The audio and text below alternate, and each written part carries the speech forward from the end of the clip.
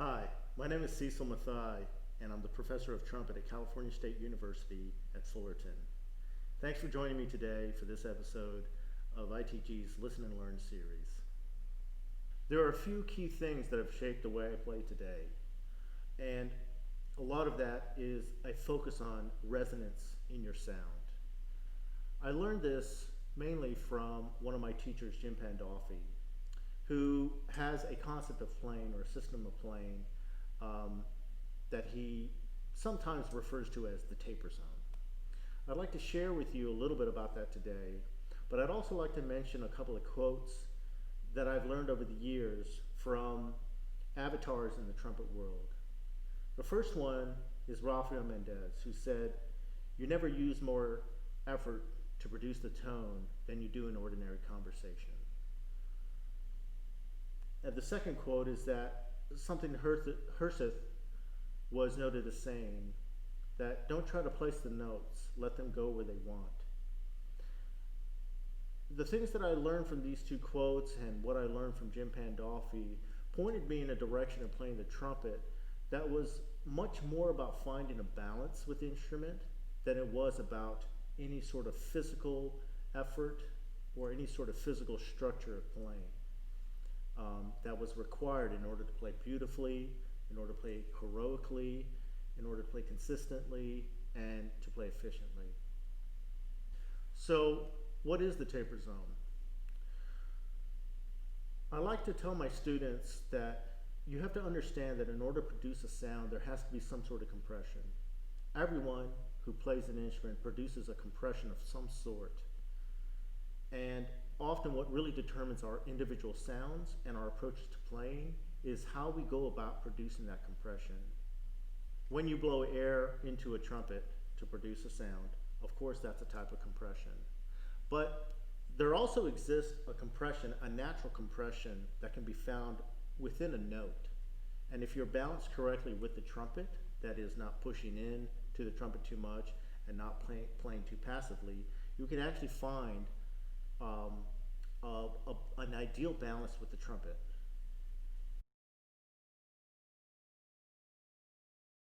Another thing to consider is where on the note you're playing. Are you playing low on the note? Are you playing in the middle of the note? Are you playing way up high on the note? Or are you playing somewhere else? For Jim Pandolfi, his ideal part of the note to be played on was something he found when he was doing tapers on long notes.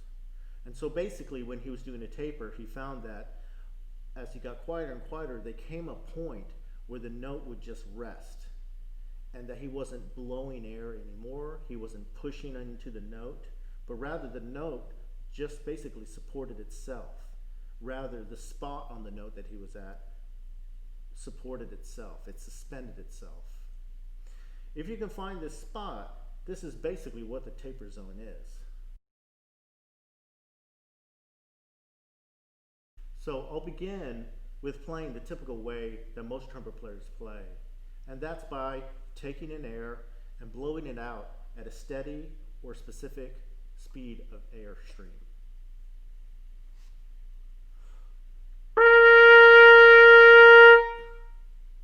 For some of you, that might sound like a decent sound, but if there's a way to find a more efficient way of making a good sound, why not try to find it?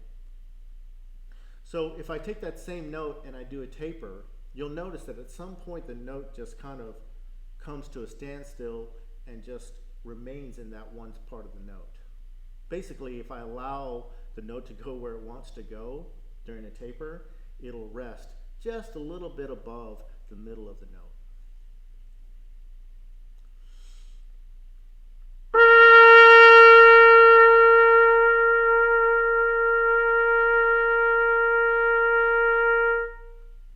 And you end up in this zone of the note where you have basically a better blend of low overtones, middle overtones, and high overtones. What often happens is if you play on the lower part of the note, there'll be an overabundance of lower overtones in your sound. There's a clear difference between the two sounds, but for me, in my experience playing in orchestras or as a soloist or chamber musician, I found that I have to work much less to project when I have a healthy balance of high overtones, mid overtones, and low overtones. Finding your own sound involves finding a healthy balance of overtones. Whatever that is for you, choose it wisely. It's important that your listeners get to hear all the colors of the spectrum. If I could provide a couple of examples for you, maybe first you can hear the difference.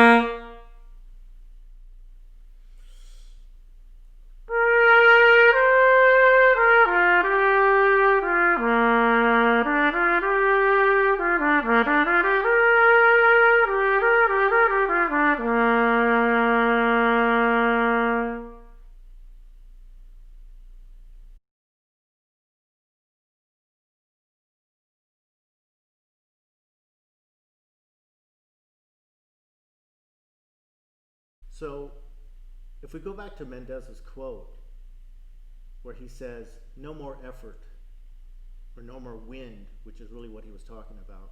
No more wind is required to produce the tone than what you use in ordinary conversation. Then the question remains, well, how is it that you can play louder if you don't push more air through the horn? I'd like you, while you're at home, where you are, to put your hand up to your mouth. And I'd like you to sing a note and crescendo. Ah. You'll notice that there's very, very little air coming out of your mouth. So how is it that you're able to play, that you're able to sing louder? In the same way, if you achieve that same balance and symmetry, what I have personally found to be true in the taper zone, you actually can use that same mechanism of singing louder as you play the trumpet.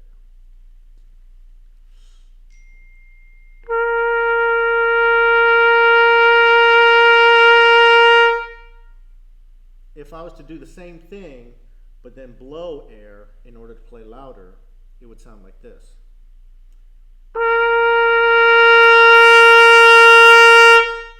You can hear clearly that there's a push down on the note, and in fact the intonation lowers just a little bit.